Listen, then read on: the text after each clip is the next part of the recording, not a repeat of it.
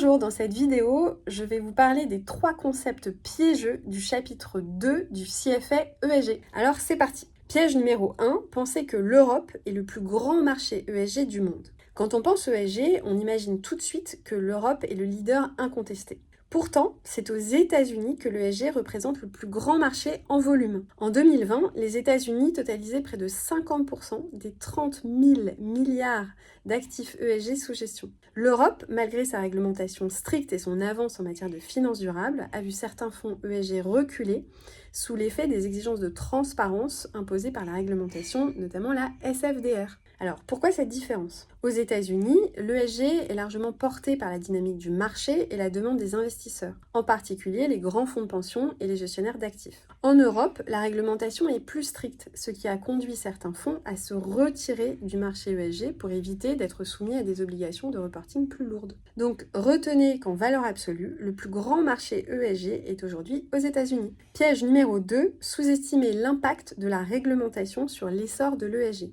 Beaucoup pensent que la montée en puissance de l'ESG est avant tout une question de demande des investisseurs.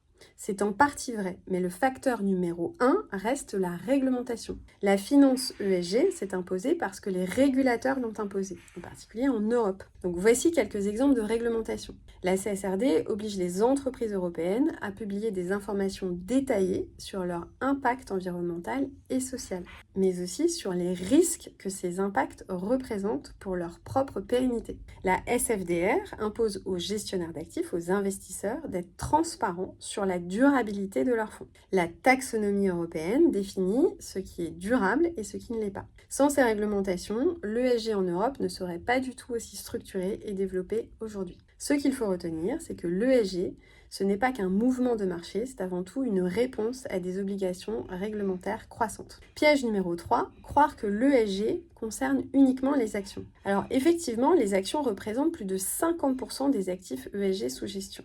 C'est vrai. Mais le marché ESG ne se limite pas aux actions. Le marché obligataire, donc les obligations, sont devenues aussi un marché majeur. Elles représentent plus de 20% des actifs ESG dans le monde. D'autres classes d'actifs prennent aussi de l'ampleur, comme par exemple le private equity, qui attire des investisseurs qui cherchent à transformer des entreprises de l'intérieur, ou bien l'immobilier durable, qui est de plus en plus prisé pour ses performances énergétiques. Ce qu'il faut retenir, c'est que effectivement les actions dominent le marché ESG dans le monde aujourd'hui, mais n'oubliez pas qu'il est bien plus diversifié. Il comprend également des obligations et puis des actifs non cotés comme le private equity, les infrastructures et l'immobilier. N'hésitez surtout pas si vous avez des questions. Toute l'équipe de Top Finance est là pour y répondre. Top Finance est une société du groupe Moonshot. C'est une société de formation en finance qui prépare aux examens certifiants comme le CFA, le FRM pour les risk managers, mais aussi le CAIA pour les investisseurs et le CFA ESG bien sûr. Nous proposons des cours en présentiel, des cours en ligne et nous vous donnons accès à des plateformes pour préparer vos examens, mais surtout pour les réussir. Alors contactez-nous